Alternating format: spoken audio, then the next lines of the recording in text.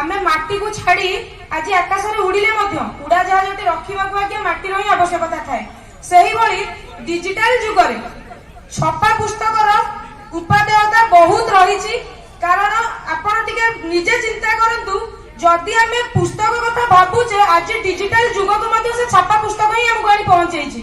जदि बहीटी नथांदा गोटे वैज्ञानिक नथांदा जदि वैज्ञानिक नथांदा आज डिजिटल जुगरे डिजिटल पुस्तक आमे पढ़ी पारु नथांदे जदि आमे गूगल बा चैट जीपीटी रे गोटे बही को खोजुचे एवं पढुचे सेथिरु हमको जेउ भावना मिलुची गोटे छापा बहीरु ताकु बेसी मिले गोटे पाठक हिसाब रे मु कहबाकू चाहिबी मनोज दास को बहीरु मते जेउ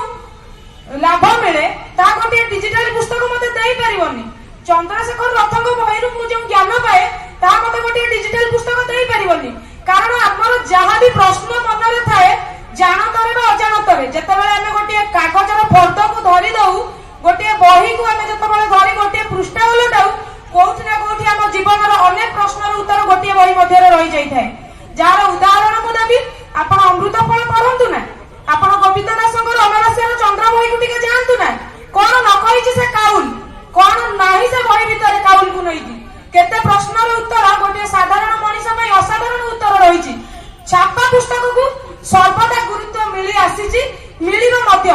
जदि न मिलि थांता तारे आज कलिंग पुस्तक मेला मध्य एतिकी लोक बही किनिबा कि आसु बेर नथांते हुए तो छापा पुस्तकर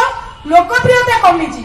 डिजिटल दुनिया रे पिला इंटरनेट को आगे की छापा पुस्तक को भूली जाइछि किंतु छापा पुस्तक को साइज रखिबारे जेतिकी दायित्व रहे गोटे लोक सेठु मध्य गोटे छोट पिला पिला बेलु पाठागार स्वप्न मध्य देखे ता गाँ रे पाठागार टिए गले से 100 खंड बही रखिबो कि घरे पाठागार टिए गले अमुक अमुक लेखक रे कविकर बही रखिबो जहा कि ताको आगो को पढिबा पई प्रेरणा दिए ताको पढिबा पई प्रेरणा दिए बही टिए पढिबा पई हम भीतर दुर्बलता जन्माए डिजिटल पुस्तक हमको स्क्रीन टच फोन जेतबेले हम स्मार्टफोन को जाऊ मिली जाए किंतु छापा बही टिए जदि मु आगे काटू मागी के आनी 8 दिन भाई 9 दिन पूर्वरु मते ताकू गोटे सीमा भीतर सारिबा को पड़े समय सीमा रही थाए निर्धारण थाए मु जदि शनिवार आनी मु शुक्रवार सारिले शनिवार देबी जहा फल मोर पढ़िया प्रति आग्रह आउ टिके बढ़े ए खंडक साइडले मु आउ खंडे पढ़िबा पई सुযোগ पाइबी कि तेणु करी छापा पुस्तक सब बेले गुरुत्व बहन करे आमे जदि वर्तमान डिजिटल पुस्तक कथा कहूचे डिजिटल पुस्तक आपण आज पढ़िबे काली हुए तो ताको आउ टिके उन्नत धरणर के नै आसीथिबे थरे भाबिले ग्रंथ मंदिर पश्चिम पब्लिकेशन जेते प्रकाशक थिले आज पर्यंत मध्य सेही प्रकाशक मानकु जो पुराना लोक माने से बही पढिचंती से बहीर आनंद कोने डिजिटल पुस्तक देई